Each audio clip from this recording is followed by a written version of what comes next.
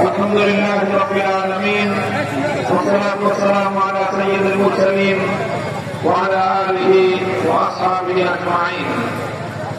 বাংলাদেশ খেলাফত মজলিস হালুয়াঘাট শাখা কর্তৃক আয়োজিত আজকের এই গণসমাবেশে উপস্থিত সংগ্রামী সভাপতি, হালুয়াঘাটের মাননীয় মানুষের জনরঞ্জিত নেতা, বাংলাদেশ খেলাফত মজলিস মনোনীত 2010 জাতীয় সংসদ নির্বাচনের সুযোগ্য প্রার্থী মৌলানা তাজুল ইসলাম আকন, উপস্থিত বাংলাদেশ খেলাফত মজলিসের কেন্দ্রীয় সিনিয়র নায়েবে আমির, কেন্দ্রীয় যুগ্ম মহাসচিব সহ অন্যান্য কেন্দ্রীয় নেতৃবৃন্দ, জেলা স্থানীয় দায়িত্বশীল সর্বস্তরের সংগঠনের নেতা কর্মী ও হালুয়াঘাটবাসী, আমি সর্বপ্রথম আপনাদেরকে ধন্যবাদ জানাচ্ছি। তুমুল বর্ষণমুখর এই প্রতিকূল আবহাওয়ার মধ্যে নিয়েও আপনারা যে বিপুল উপস্থিতি আজ এখানে জমায়েত হয়েছেন, এতে প্রমাণ হয় হালুয়াঘাটের মাটি ইসলামের ঘাঁটি, হালুয়াঘাটের মাটি মৌলানা তাজুল ইসলামের ঘাঁটি, হালুয়াঘাটের মাটি বাংলাদেশ খেলাফত মজলিসের ঘাঁটি।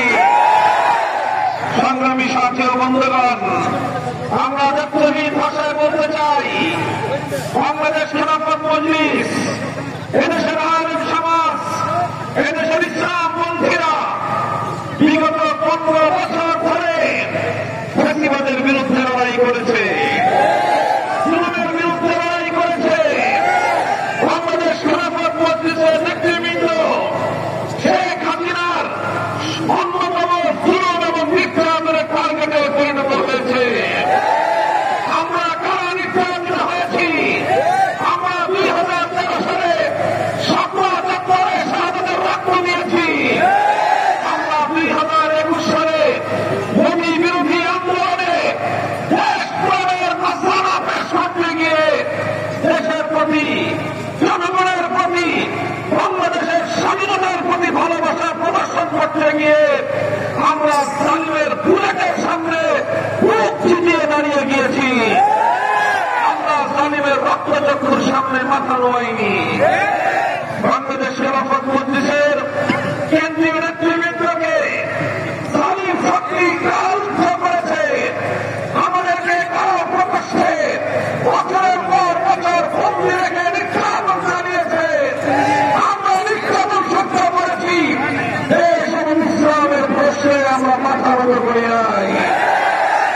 আমি আপনাদের সাথে কথা দিচ্ছি, বাংলাদেশ খেলাফত মজলিস এবং আমরা ইসলাম এবং দেশের প্রশ্নে, স্বাধীনতার প্রশ্নে কোন অপশক্তির সামনে মাথা নত করব না। বাংলাদেশ খেলাফত মজলিস ঘোষণা করছে 2024 সালের জুলাই বিপ্লবের মধ্য দিয়ে সেই স্বাধীনতা অর্জিত হয়েছে। এদেশের তামাম ছাত্র জনগণের রক্তের মধ্য দিয়ে বাংলাদেশে ফ্যাসিবাদ বিরোধী, বিদেশি আধিপত্যবাদ বিরোধী, বাংলাদেশে আধিপত্যবাদকে রুখতে গিয়ে যে বিপ্লব সামিল হয়েছে, সেই বিপ্লবের প্রতিটি অর্জন ঘরে তুলবার জন্য, প্রতিটি অর্জনকে লক্ষ্যে পৌঁছে দেওয়ার জন্য বাংলাদেশ খেলাফত মজলিস তার সংগ্রাম অব্যাহত রাখবে। পরিষ্কার ভাষায় আমরা বলি, জুলাই সনদ পূর্ণাঙ্গভাবে বাস্তবায়ন করতে হবে, জুলাই সনদের আইনি ভিত্তি প্রদান করতে হবে। জুলাই সনদের আইনি ভিত্তি প্রদানের জন্য যেই গণভোটের ঘোষণা দেওয়া হয়েছে, যেই গণভোটের প্রতিশ্রুতি ব্যক্ত করা হয়েছে, বাংলাদেশের জাতীয় নির্বাচনের আগে জুলাই সনদের গণভোট বাস্তবায়ন করতে হবে। আমরা মনে করি জুলাই সনদের ফসল ঘরে তুলতে না পারলে বাংলার মানুষ অর্জিত স্বাধীনতা আমার হাতছাড়া করতে হবে।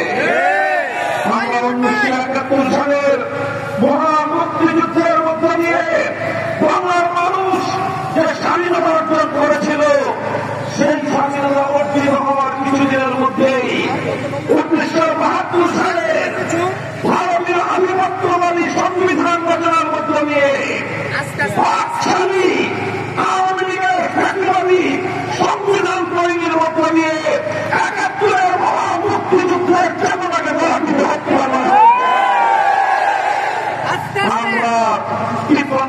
পর্যন্ত বাকশালী আওয়ামী সেই সংবিধান দ্বারা বাংলাদেশ শাসিত হয়েছে।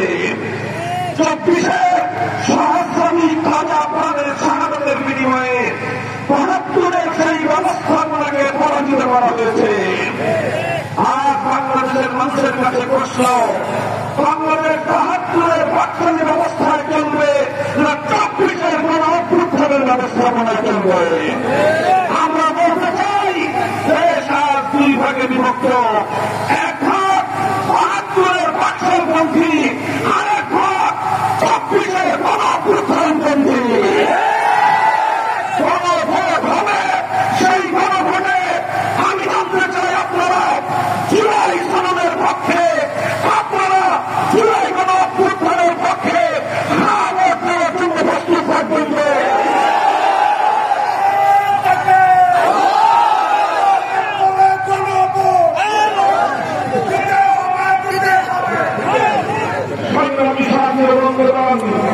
আমি আপনাদেরকে প্রতিশ্রুতি দিতে চাই, সেই বৈষম্যের বিরুদ্ধে আমাদের ছাত্ররা রক্ত দিয়েছে, যে বৈষম্যহীন বাংলাদেশ গড়বার জন্য টেকনাফ থেকে তেঁতুলিয়ায় ছাত্র জনতা অভূতপূর্ব ঐক্য তৈরি করেছিল। রাজপথে স্কুল, কলেজ, ইউনিভার্সিটি, আলিয়া মাদ্রাসা, কওমি মাদ্রাসার ছাত্র জনতা যেভাবে সকল ভেদাভেদ ভুলে গিয়ে হাতে হাত রেখে জুলুমের বিরুদ্ধে, স্বৈরতন্ত্রের বিরুদ্ধে, ফ্যাসিবাদের বিরুদ্ধে, খুন হত্যাকাণ্ডের বিরুদ্ধে যে ঐতিহাসিক ঐক্যবদ্ধ আন্দোলন গড়ে তুলেছিল, আমরা আগামীর বাংলাদেশে জুলাই বিপ্লবের চেতনাকে বাস্তবায়ন করব ইনশাআল্লাহ। আমি আপনাদেরকে বলতে চাই, আপনাদের এই সীমান্তবর্তী এলাকা আপনারা যদি সঠিকভাবে পালন করেন, সীমান্তের অপর প্রান্ত থেকে আমার বাংলাদেশের অভ্যন্তরে কোন বিশৃঙ্খলা, কোন অন্যায়, কোন অনৈতিকতা, মাদক, ফেন্সিডিল সহ যে সকল অন্যায়ের মাধ্যমে আমার সংখ্যালঘু, আমার যুব সমাজকে ধ্বংস করবার পর তারা চালায়, সেই সকল অপশক্তিকে বাংলাদেশ খেলাফত মজলিস প্রতিহত করবে ইনশাআল্লাহ। জুলাই বিপ্লব চোখে আঙ্গুল দিয়ে দেখিয়ে দিয়েছে বাংলাদেশের মানুষকে।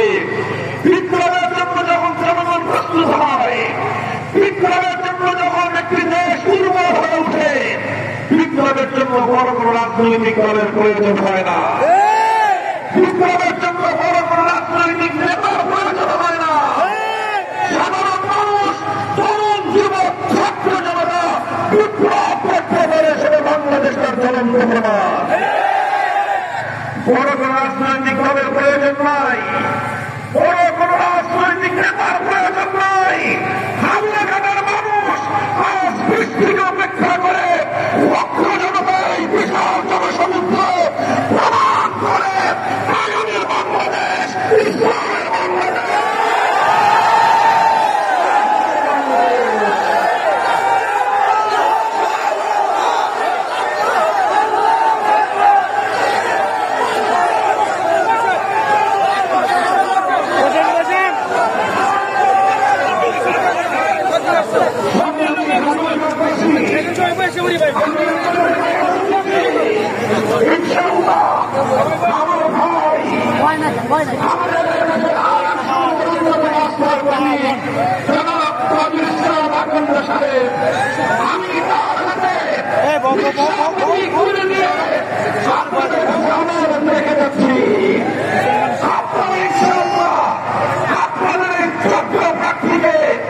আপনাদের কথা বলবার জন্য, বঞ্চিত মানুষের অধিকার আদায়ের জন্য, ইসলামের কথা বলবার জন্য বাংলাদেশের জাতীয় সংসদের নির্বাচিত করে প্রয়োগ করবেন। প্রস্তুত থাকবেন ইনশাআল্লাহ। ইনশাআল্লাহ যে গ্রামোত্থান শুরু হয়েছে, ইনশাআল্লাহ হালুয়াঘাট, ফুলপুর, মুক্তাগাছা, ময়মনসিংহ বিভাগের 3টি আসন, কলমাকান্দা, দুর্গাপুর সহ বাংলা, ধুলাউড়া সহ বিভিন্ন এলাকায় বিশ্বাসের প্রতি মানুষের এই প্রতীকের প্রতি দেশ এবং জনগণ, মেদিনীপুর, দুটি কৃষক শ্রমিক জনতা সাহস খুলেছে। ইনশাআল্লাহ আমরা আপনার সঙ্গে বলতে চাই, কোন ষড়যন্ত্র ইনশাআল্লাহ ইসলামের বিজয় ঠেকিয়ে রাখতে পারবে না। আমরা আপনাদেরকে কথা দিচ্ছি, জাতি সরকারকে আদর করছি।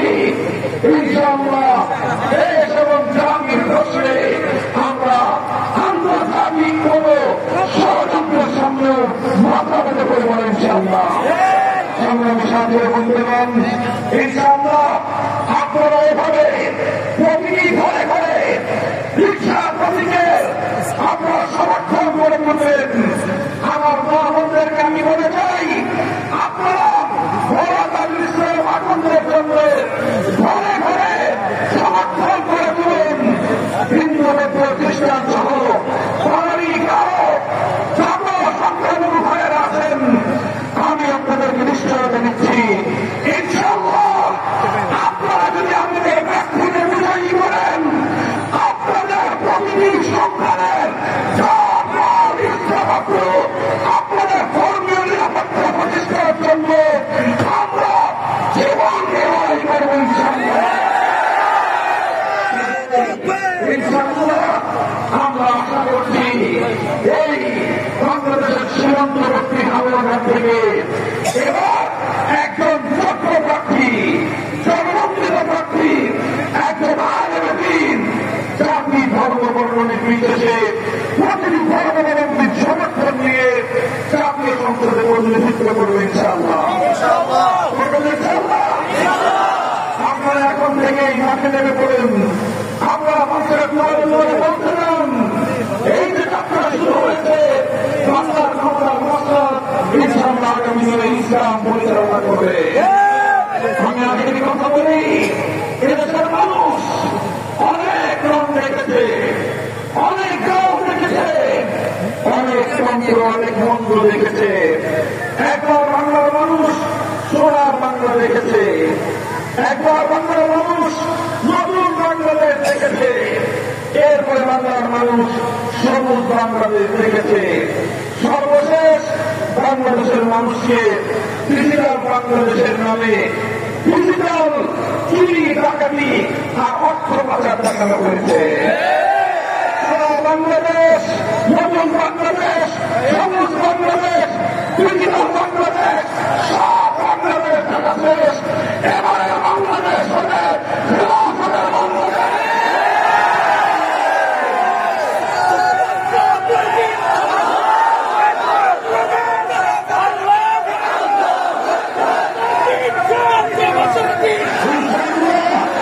এবারে বাংলাদেশ হবে বাংলাদেশ মন্ত্রীদের বাংলাদেশ। এবারে বাংলাদেশ হবে সম্প্রীতির বাংলাদেশ। কারণ কোন যুবককে করতে দেওয়া হবে না। সংখ্যালঘুদের উপর নির্যাতনের নাটক তৈরি করে রাতের অন্ধকারে কান্নাগিরি হয়ে চবল মেরে দিনের বেলায় ওঠা হয়ে থাকতে আসা ভণ্ডামির রাজনীতি বাংলাদেশে চলবে না। আপনারা প্রস্তুত হন, আল্লাহ রব্বুল আলামিন আপনাদেরকে সাফল্য মণ্ডিত করুন। মওলানা তাজুল ইসলাম আখন্দ্রকে জনমানুষের নেতা হিসেবে, খেলাফতের প্রতিনিধি হিসেবে বাংলাদেশের জাতীয় সংসদে প্রতিনিধিত্ব করার সুযোগ আল্লাহ পাক দান করুন। এই কথা ব্যক্ত করে আপনাদের সকলকে আবারও দৃষ্টি বিঘ্নিত এই বিপুল জনসমাবেশে উপস্থিত হয়ে আজকের সমাবেশকে সাফল্য মণ্ডিত করার জন্য ধন্যবাদ জ্ঞাপন করছি। আসসালামু আলাইকুম।